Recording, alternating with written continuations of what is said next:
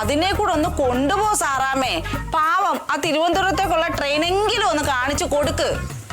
നിങ്ങൾക്ക് എന്താ സുലത്ത, വേറെ ഒരു പണിയില്ലേ? ഇല്ലാന്നേ. എന്നൊരു കാര്യം ചെയ്, തങ്കും കൂടെ വാ. എനിക്ക് ആ ട്രെയിനെങ്കിലും ഒന്ന് കാണാനോ? നടക്കണ്ട, അങ്ങനെ ഞാൻ പറഞ്ഞോണ്ടാ കൊണ്ടുവന്ന്. അപ്പുണ്ണി പോവാണോ? ആ പോവാ. വേറെ എന്തൊക്കെയാ പ്ലാൻ? ആരുടെ പ്ലാന്? അല്ല, ഓൾ ഇന്ത്യ ടൂറിന് വേറെ വല്ലതും പോകുന്നുണ്ടോ? ചുമ്മാ കൊണ്ടൊന്നും പറയിക്കാതെ. നല്ലൊരു ഏരിയ കിട്ടുന്നില്ല.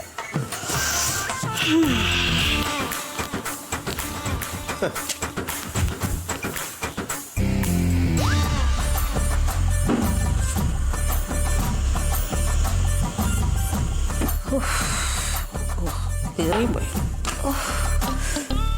കയ്യങ്ങ് കടച്ചില്, നടുവിനങ്ങ് വേദന.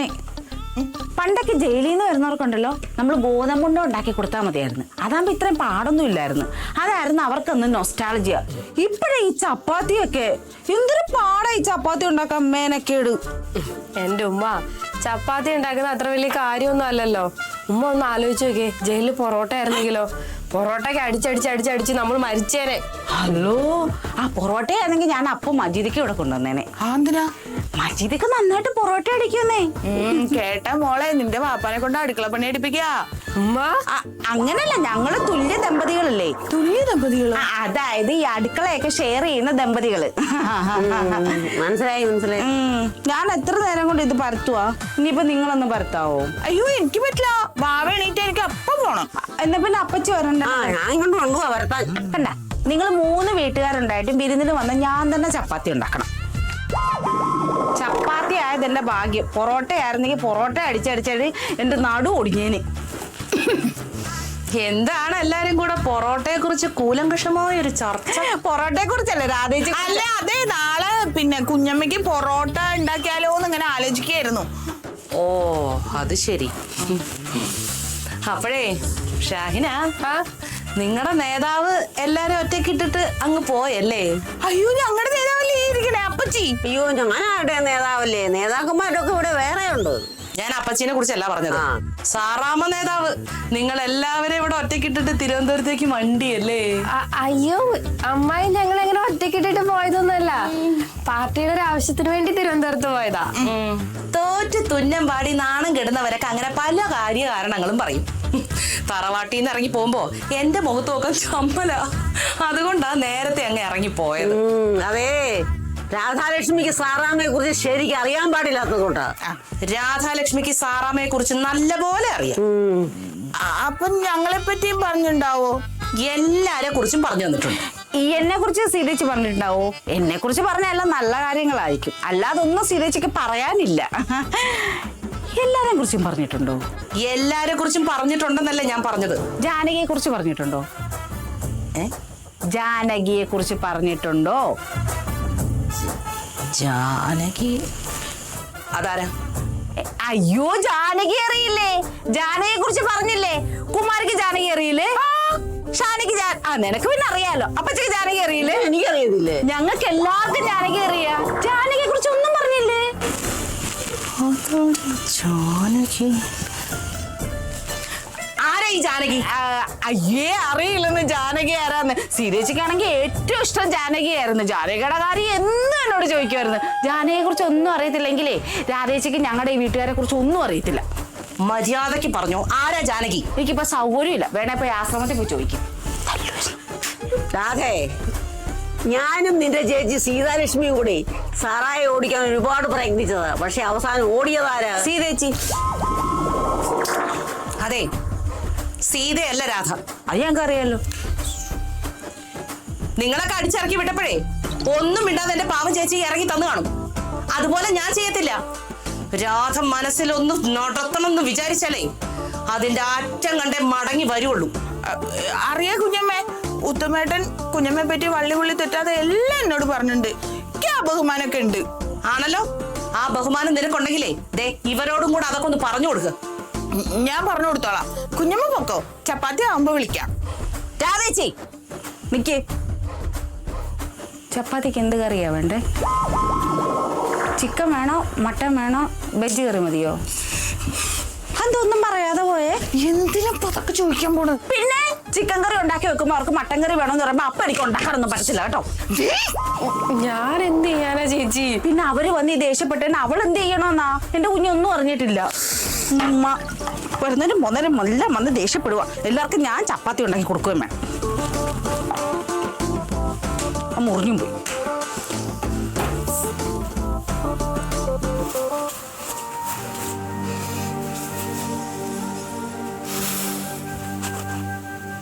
ഇനി എത്ര ദിവസം ഇവിടെ ഇങ്ങനെ നടക്കാൻ പറ്റൂലേ? അങ്ങൊന്നും പറയില്ല എന്റെ പൊന്നേച്ചിയെ. നല്ല ഉറക്കാ, ഞാൻ നോക്കണ്ട്. ഞങ്ങളെ പുണ്യേട്ടാ അവസാനായിട്ട് ഈ വീടും പറമ്പൊക്കെ ഒന്ന് നടന്നു കാണുമായിരുന്നു. ഞാനും അവസാനമായിട്ട് ഇവിടെ ഒന്ന് ഇരിക്കുന്നു. എപ്പോഴും ഇരിക്കണ സ്ഥലല്ലേ. അപ്പുണ്ണേട്ടാ, ഞാൻ ഒരു കാര്യം ചോദിക്കട്ടെ? അപ്പുണ്ണേന്റെ അമ്മയെ കാണാൻ ആശ്രമത്തിൽ പോയതല്ലേ? ആശ്രമം നമ്മുടെ തറവാടിനെക്കാളും വലുതാ? എവിടെ? നമ്മുടെ തറവാടിന്റെ പകുതിയില്ല ആശ്രമം. ആ വെറുതെ അല്ല അമ്മ എഴുതി കൊടുക്കാന്ന് പറഞ്ഞപ്പോഴത്തേക്ക് ആശ്രമത്തിലുള്ളവരൊക്കെ കൂടി ചാടി വീണത്. അപ്പൊ അമ്മ ആശ്രമത്തിന് വീട് എഴുതി കൊടുക്കുമ്പോഴേ അത് പത്രത്തിലും ടിവിയിലൊക്കെ വലിയ വാർത്തയായിരിക്കും അല്ലേ? പിന്നെ അത് ആശ്രമത്തിന് ഒരു പ്രമോഷൻ അല്ലേ? ഇനി അഥവാ അവരത് വാർത്തയാക്കിയില്ലെങ്കിലും നമ്മുടെ അമ്മയല്ലേ ഉറപ്പായിട്ടും വാർത്തയാക്കും. പ്രമോഷൻ എന്ന് പറഞ്ഞാ എന്താ? അതാ പുണ്യയുടെ പരസ്യം. അപ്പൊ ആശ്രമത്തിനൊക്കെ പരസ്യം വേണോ? ആ ബെസ്റ്റ്. ഇപ്പോഴത്തെ കാലത്തെ ഏറ്റവും കൂടുതൽ കോമ്പറ്റീഷൻ ഏത് ഫീൽഡിലാ? എവിടെയാ? ആൾദൈവങ്ങളുടെ ഇടയിലല്ലേ? പിന്നെ അവര് ശ്രദ്ധ ആകർഷിക്കാൻ വേണ്ടി ഓരോന്നിങ്ങനെ ചെയ്തോണ്ടിരിക്കും. എന്തായാലും അമ്മ ആശ്രമത്തിന് സ്ഥലം കൊടുക്കുന്നത് വലിയ പ്രമോഷൻ ആവും.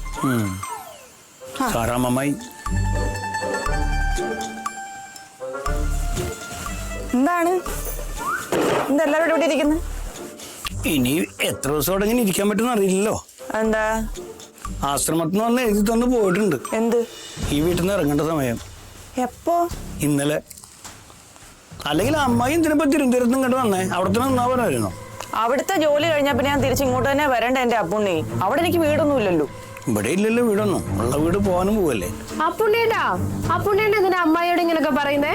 അമ്മായി അല്ലല്ലോ, അമ്മയല്ലേ വീട് ആശ്രമത്തിൽ എഴുതി കൊടുക്കുന്നേ. അതെ, അമ്മായിയുടെ ഈ പത്രാസും ഭാവമൊക്കെ കണ്ടപ്പോ ഞാൻ കരുതി അമ്മായി നമ്മളെയൊക്കെ സഹായിക്കുന്നു. ഞാൻ നന്ദിനിയോട് രമണിയോടൊക്കെ പറഞ്ഞു അമ്മായിയുടെ പെട്ട് കാര്യങ്ങളൊക്കെ ശരിയാക്കുന്നു. അപ്പൊ പരിപാടിയിലായില്ലേ? ഞാൻ അവരുടെ മുഖത്ത് എങ്ങനെ നോക്കുക?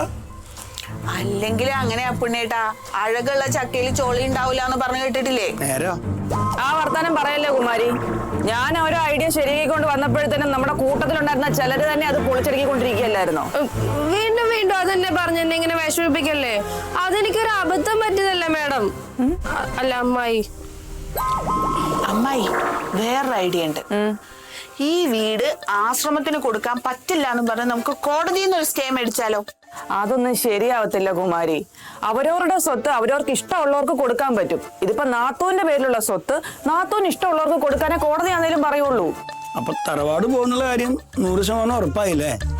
അപ്പുണ്ണി ഇങ്ങനെ വിഷമിക്കാതെ നമുക്ക് എന്തെങ്കിലും ഒരു വഴി ഉണ്ടാക്കാം. എന്ത് വഴി അമ്മായി? ആടി ഞാനിപ്പോ എല്ലാ വഴി നിനക്കങ്ങ് പറഞ്ഞു തരാം. ഇത് ഞാൻ ആരോടും പറയില്ല, എന്നോട് പറഞ്ഞോ? തൽക്കാലം വഴിയൊന്നും ആയിട്ടില്ല, ആകുമ്പോ അറിയിക്കാം. അപ്പുണ്ണി എന്തായാലും ഓരോ ഉറപ്പ് ഞാൻ തരാം. ഈ വീട്ടിൽ നിന്ന് ആരും എങ്ങോട്ടും ഇറങ്ങേണ്ടി വരില്ല. ഞാൻ എന്തായാലും ഒന്ന് ഫ്രഷ് ആയിട്ട് വരാം. അമ്മായി എന്തോ തീരുമാനിച്ചു ഉറപ്പിച്ചിട്ടാ പോയത്. ബ്രഷായിട്ട് വരാന്ന് പറഞ്ഞിട്ടുണ്ട്. എന്തെന്ന്? ബ്രഷായിട്ട് വരാന്ന് പറഞ്ഞില്ലേ? ഓ എന്റെ പുണ്യേട്ട ബ്രഷ് അല്ല ഫ്രഷ്. അവരൊന്ന് കുളിച്ചിട്ട് വരാന്ന്. അങ്ങനെയാണോ പറഞ്ഞത്? ആ പിന്നെ അവരെ വിശ്വസിച്ചിരിക്കൊന്നും വേണ്ട. അതൊന്നും നടക്കാൻ പോണില്ല. നമ്മള് പെട്ടിയും ബാഗും തൂക്കി ഇവിടുന്ന് ഇറങ്ങുമ്പോ ആ കൂടെ ബാഗും തൂക്കി ഇറങ്ങും. ഇനി അതിനെയും കൂടി നമ്മൾ ഏറ്റെടുക്കേണ്ടി വരും. അതെ, നീ നിന്റെ നാവ് വളച്ചൊന്നും പറയണ്ട. എന്തെങ്കിലും ശരിയാക്കിട്ട അമ്മായി അങ്ങനെ വിശ്വസിക്ക്. വിശ്വസിച്ചോണ്ട് അവിടെ ഇരുന്നോ. നടക്കാൻ പോണ കാര്യം ഞാൻ പറഞ്ഞേ. ഈ ജനിച്ചു വളർന്ന് തറവാടിന്ന് ഇറങ്ങി പോവാന്ന് പറഞ്ഞാലേ ഇത്തിരി ബുദ്ധിമുട്ടുള്ള കാര്യമാ. നിങ്ങൾക്കത് പറഞ്ഞ മനസ്സിലാവില്ല. ആ പുണ്ണേട്ടന്റെ അമ്മയുടെ തോന്നിയ ദിവസം കൊണ്ടല്ലേ. അപ്പൊ മക്കള് സഹിച്ചോ? ഇഷ്ടപ്പെട്ടില്ല. കാര്യം പറയാൻ പാടില്ല. ചേച്ചി, നമ്മളെല്ലാരും ശരിക്കും പോകേണ്ടി വരുമോ? അപ്പൊ ഇത്രയും നേരം പറഞ്ഞൊന്നും നിനക്ക് മനസ്സിലായില്ലേ? പോവാതിരിക്കാൻ എന്തെങ്കിലും ഒരു വഴി നോക്കാന്ന് പറഞ്ഞാൽ അതും അവള് പൊളിക്കും. അത് ഞാൻ പറഞ്ഞില്ല. ഒന്നും മിണ്ടാതിരിക്കും നീ. ഉണ്ടോ ഓരോ സംശയം.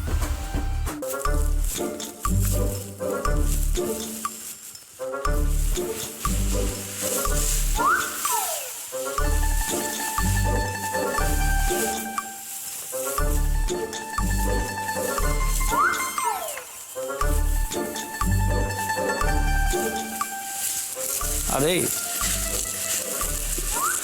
നന്ദിനിയെ, രമണിയെ, നിങ്ങളോട് ഞാനൊരു കാര്യം ഇതുവരെ പറഞ്ഞിട്ടില്ല കേട്ടോ. എനിക്കത് പറയാൻ നല്ല വിഷമമുണ്ട്. ഇത്രയും ദിവസം ഞാൻ നിങ്ങളോട് പറയാൻ എന്താണെന്നറിയോ, എന്തെങ്കിലും അത്ഭുതങ്ങൾ സംഭവിച്ചിട്ട് അത് ഇല്ലാതാവണമെന്ന് ആഗ്രഹിച്ചിട്ടാ. ഇനിയിപ്പോൾ അത്ഭുതങ്ങളൊന്നും സംഭവിക്കില്ല. അതെ, നമ്മുടെ ഈ തറവാടും ഈ തൊഴുത്തൊക്കെ പോകാൻ പോവാ. നിങ്ങളെ എനിക്ക് നഷ്ടപ്പെടും. അതാ എനിക്ക് സഹിക്കാൻ പറ്റാത്തത്. എനിക്കൊന്നും ചെയ്യാൻ പറ്റില്ല. ഒക്കെ പോവും, തറവാടും പോവും, തൊഴുത്തും പോവും. അപ്പുണ്ണിനെ എന്തൊക്കെയാ പറയണേ? അവരും സത്യങ്ങൾ അറിയട്ടെ കുമാരി. അവർക്കും വിഷമം ഉണ്ടാവില്ല. അവരെത്ര കാലം നിന്ന തൊഴുത്താത്. ഞാൻ നാളെ ഇവിടെ നിന്ന് ഇറങ്ങി പോകുമ്പോൾ അവരെന്നോട് ചോദിക്കുക, എന്താ പുണ്യേട്ടനോട് പറയാനും ചോദിച്ചാൽ ഞാനെന്താ പറയുക? അല്ല, ഈ നന്ദിനി രമണിയൊക്കെ അങ്ങനെ ചോദിക്കുവോ പുണ്ണി? ചോദിക്കൂല സുൽത്താത്ത. പക്ഷെ അവരുടെ നോട്ടം കണ്ടാൽ എനിക്കറിയാം. ലെഡി സുൽത്താത്ത, ഇനിയിപ്പോൾ എൻ്റെ സുഷ്കാന്ത് മോൻ വളർന്ന് വലുതാവുക. അവ ഇപ്പം വലിയ കുട്ടിയായിട്ട് അവനോട് ചോദിക്കുക, അച്ഛൻ നമ്മുടെ തറവാട് ഏതാന്ന് ചോദിച്ചാൽ ഈ ആശ്രമം ചൂണ്ടി കാണിച്ചു കൊടുക്കണ്ടേ? അപ്പുണ്ണിയേട്ടാ, എന്തിനാ ഇങ്ങനെയൊക്കെ ചിന്തിക്കണേ? ഇതിപ്പോ ജീവിതം അങ്ങോട്ട് തീർന്നു പോയ പോലെ ആളെ പറയണേ. പിന്നെ തീർന്നില്ലേ? ഇനി എന്താ നമുക്ക് നമ്മളിവിടുന്ന് ഇറങ്ങണ്ടേ? അപ്പുണ്ണി, ഞാനൊരു കാര്യം പറയട്ടെ.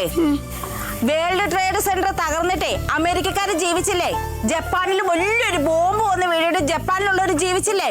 പിന്നെ നമ്മുടെ ഈ കൊച്ചു കേരളത്തില് പ്രളയം എന്നും പറഞ്ഞൊരു സാധനം വന്ന് മൊത്തം അടിച്ചു കൊണ്ടുപോയതാ. എന്നിട്ട് നമ്മളെല്ലാം ജീവിച്ചില്ലേ? പിന്നെ ഇതൊന്നും ഒരു വലിയ കാര്യമൊന്നുമല്ല പുണ്ണി. നമ്മൾ ജീവിക്കും. ഇപ്പൊ ഈ തറവാടില്ലേലും നമ്മൾ ജീവിക്കും.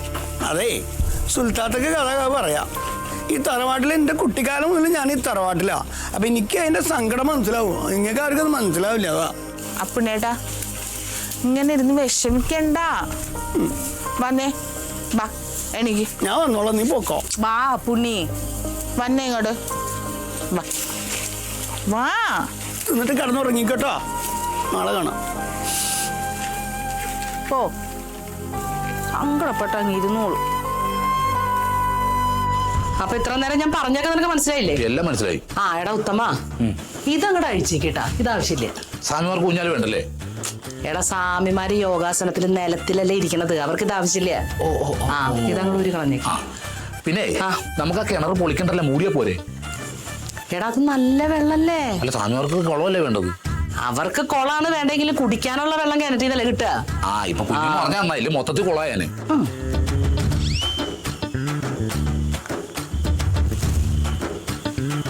കുഞ്ഞമ്മ എന്തെങ്കിലും നോക്കണത്?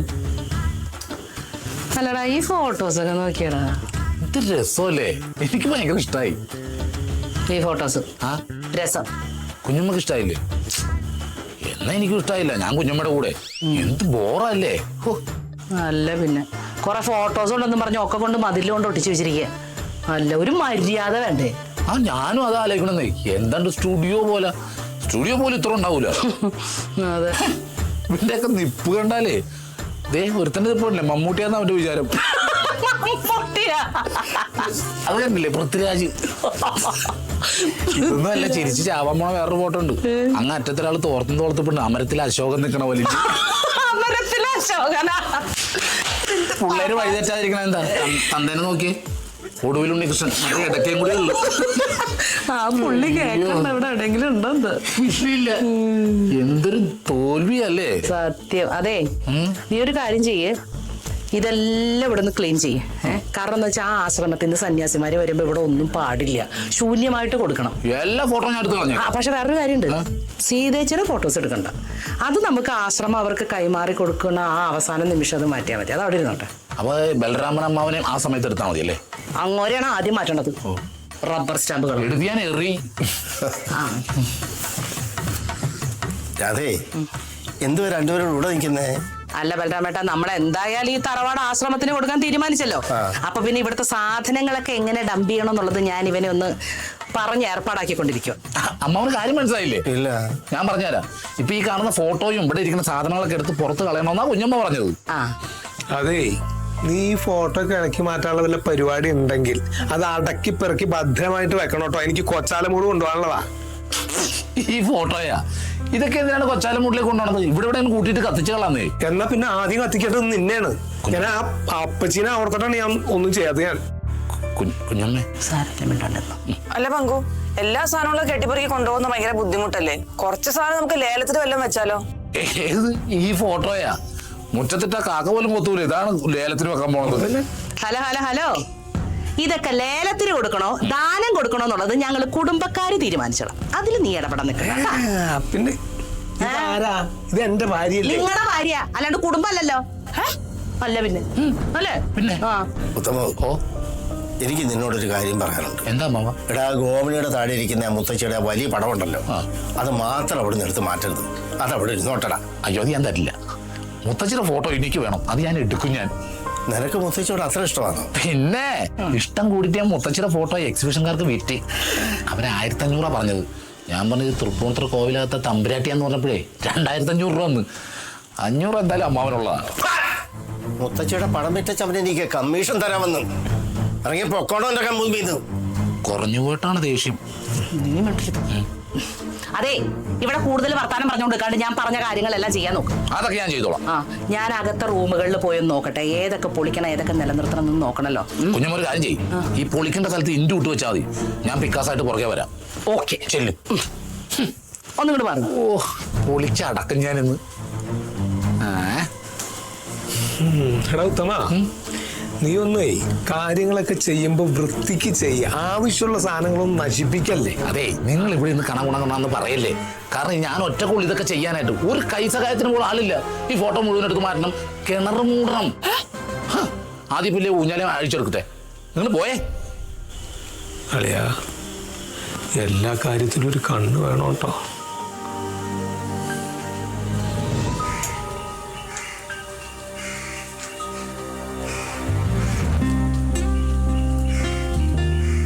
അപ്പുണ്ണി, എന്തെങ്കിലും ഒരു വഴി ഉണ്ടാവിടാ?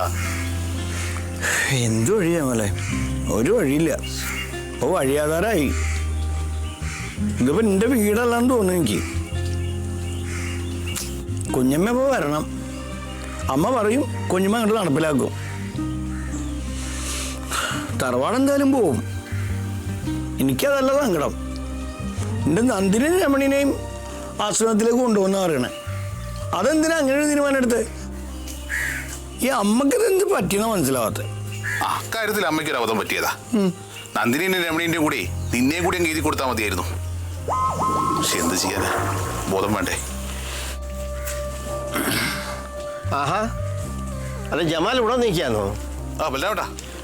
അല്ല, സുലുവിനെ വിളിച്ചോണ്ട് പോകാൻ മജീദ് വരാമെന്ന് പറഞ്ഞിട്ട് ജമാലിനെ എന്തിനാ പറഞ്ഞു വിട്ടെ? മജീദ് അലിനായിരുന്നു വരാനിരുന്നത്. പിന്നെ മൂപ്പര് പറഞ്ഞു നിങ്ങളെ സങ്കടം കാണാൻ പറ്റുന്നില്ല എന്ന്. ഭാര്യയും പോയി വീടും പോയി നിൽക്കുന്ന നിങ്ങളെ മുഖത്ത് എങ്ങനെയാ നോക്കാന്ന് ചോദിച്ചിട്ടോട് തിരിങ്ങി പോയി കൂട്ടിക്കൊണ്ടുപോകാന്ന്. ജമാലേ, ആ, നീ ഒരു വാടക വീട് നോക്കിട്ടോ ഞങ്ങൾക്ക് എല്ലാവർക്കും കൂടെ. നിങ്ങൾക്ക് എല്ലാവർക്കും കൂടി വാടക വീടോ? ഈ നാട്ടിലോ? എന്റെ അപ്പുണ്ണിക്ക് അറിയില്ല ഇത്രയും വലിയ വീടൊന്നും ഈ നാട്ടിലില്ലാന്ന്. അല്ല, ഇവിടെ തന്നെ വേണമെന്നില്ല, കുറച്ച് ദൂരം പോയാലും ഒരു വീട് വേണം. അങ്ങനെയാണെങ്കിലേ പാലക്കാടായാലോ? ആ, പാലക്കാട് ആടെ ഒരു സ്ഥലമുണ്ട്. ഞാൻ പണ്ട് മലമ്പുഴയിൽ ടൂർ പോയപ്പോ പോയതാ. നമ്മുടെ ദേവാസൂർ 6-ാം തമ്പുരാൻ നരസിംഹക്കല്ലേ, അതൊക്കെ ഷൂട്ട് ചെയ്ത മന, വരിക്കാശ്ശേരി മന. അത് വാടക കൊടുക്കുവോ?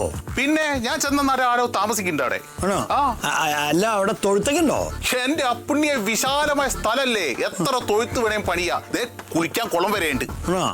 എത്ര വാടക വരും? വാടക എനിക്ക് തോന്നുന്നു ഒരു 1.5 ലക്ഷം റുപ്യ വരും. മാസത്തിലോ? ദിവസത്തിലോ? പിന്നെ സിനിമാക്കാർ കൊടുക്കുന്ന വീടല്ലേ. എന്ത് വിഡിത്താണ് ഈ പറയണത്? ഇവിടെ എല്ലാം നഷ്ടപ്പെട്ടിരിക്കണം. ഞങ്ങൾ എങ്ങനെയാ ഒരു ദിവസം 1.5 ലക്ഷം റുപ്യ വാടക കൊടുക്കണേ? അല്ല, നിങ്ങൾ എണിയാലൊടുങ്ങാത്ത എത്ര ആൾക്കാർക്ക് താമസിക്കാൻ 1500 റുപ്യക്ക് വീട് കിട്ടുന്ന വിചാരിച്ചിരിക്കുന്നത്? അതെ, നീ നോക്കണ്ട. അല്ല പിന്നെ അച്ഛാ, ഞാനൊരു കാര്യം പറയട്ടെ. എന്തായാലും ആശ്രമക്കാരൻ നമ്മുടെ ഈ വീട് കൊണ്ടുപോവുക. അച്ഛൻ അവരായിട്ടൊന്ന് സംസാരിച്ചു നോക്കും. ഈ വീട് നമുക്ക് തന്നെ വാടക കയറുമെന്ന്. വാടക നമുക്ക് എങ്ങനെയും കൊടുക്കാം. അന്തേട്ടനോടോ അമ്പിളിനോടൊക്കെ ഞാൻ പറഞ്ഞോളാം. ഞാനത് സഹായിക്കാം. നടക്കുന്ന കാര്യം വല്ലതും പറയടാ പുണ്ണി. പിന്നെ എന്താ നമ്മൾ ചെയ്യാ? ഇപ്പൊ ബസ് സ്റ്റാൻഡിൽ നമുക്ക് റെയിൽവേ സ്റ്റേഷനിൽ പോയി കിടക്കാൻ പറ്റുമോ? ഷായ്ന, ദേ അവരിവിടെ ഉണ്ട്. ഞാനിത് എത്ര നേരമായി കാത്തു നിൽക്കുന്നതെന്ന് അറിയോ? ഇതെന്താ കല്യാണത്തിന് പോവാണോ? അങ്ങനെ ഒരുങ്ങാൻ സ്വന്തം വീട്ടിലേക്കല്ലേ? അതല്ല ജമാലേ, ഈ കൊട്ടിലപ്പാട് തറവാട്ടിൽ നിന്ന് അവസാനമായിട്ട് ഇറങ്ങുകയല്ലേ. ഇനി ഒരിക്കൽ എനിക്ക് ഇങ്ങോട്ട് കയറി വരാൻ പറ്റുമോ? അപ്പൊ എനിക്ക് എല്ലാവരോടും ഒന്ന് യാത്ര പറയണ്ടേ. സുൽത്താത്തക്ക് ഇനി പണ്ടത്തെ പോലെ ഇടയ്ക്കിടയ്ക്ക് കുട്ടിലെ പാട്ടിക്ക് വരാൻ പറ്റില്ല അല്ലേ? അതാ പുണ്ണി എന്റെ സങ്കടം. ഞാൻ എന്തെങ്കിലും ഒരു നിസാര പ്രശ്നം ഉണ്ടാക്കി ഓടി വരുന്ന ഇങ്ങോട്ടായിരുന്നു. എനിക്കാണെങ്കിൽ ഈ വീടെന്ന് വെച്ചാൽ എന്റെ സ്വന്തം വീട് പോലായിരുന്നു. എനിക്കും അങ്ങനെയല്ലേ? ശ്ശേ. ആ ബലരാമേട്ടാ, ഇനിയിപ്പോ ഒരു വീടില്ലാന്ന് പറഞ്ഞ് വിഷമിക്കേണ്ട കാര്യമൊന്നുമില്ല കേട്ടോ. ആശ്രമക്കാരെ ജപ്തി ചെയ്തോണ്ട് പോവാണെങ്കിൽ നമ്മുടെ വീട്ടിലോട്ട് പോര്. ഞാൻ മജീദിക്കോട് പറഞ്ഞിട്ടുണ്ട്, നമ്മുടെ വീടിന്റെ മുകളിൽ ഒരു 3-4 മുറി അങ്ങ് പണിഞ്ഞേക്കാൻ പറഞ്ഞിട്ടുണ്ട്. നമുക്ക് എല്ലാവർക്കും അവിടെ അങ്ങ് അടിച്ചു പൊളിച്ച് ബിരിയാണിയൊക്കെ വെച്ച് അങ്ങ് ആഘോഷിക്കാന്നേ. ഉമ്മ ഈ സമയത്താണ് അടിച്ചു പൊളിക്കണ കാര്യം പറയണേ. ആ അതിനിപ്പോ എന്താ അടിച്ചു പൊളിച്ചാലേ? ജീവിതത്തിലെ സന്തോഷങ്ങൾ വരുമ്പോൾ നമ്മൾ ആഘോഷിക്കാറുണ്ടല്ലോ, അതുപോലെ തന്നെ നമുക്ക് ദുഃഖം വരുമ്പോഴും നമ്മൾ ആഘോഷിക്കണം. അപ്പൊ നമുക്ക് ഇങ്ങനെ വിഷമിക്കേണ്ട കാര്യമൊന്നും വരില്ല. സുലത്ത ഈ പറഞ്ഞൊക്കെ കടലാസിൽ എഴുതി വെക്കാൻ കൊള്ളാം. അത് അനുഭവത്തിൽ വരുമ്പോഴേ അതിന്റെ വിഷമം മനസ്സിലാവുള്ളൂ. ബലരാമേട്ടാ, എന്നാ പിന്നെ ഞങ്ങൾ അങ്ങോട്ട് ഇറങ്ങിക്കോട്ടെ. എന്നാ പിന്നെ മോളും അങ്ങ് വാ, ഞങ്ങളൂടെ വാ.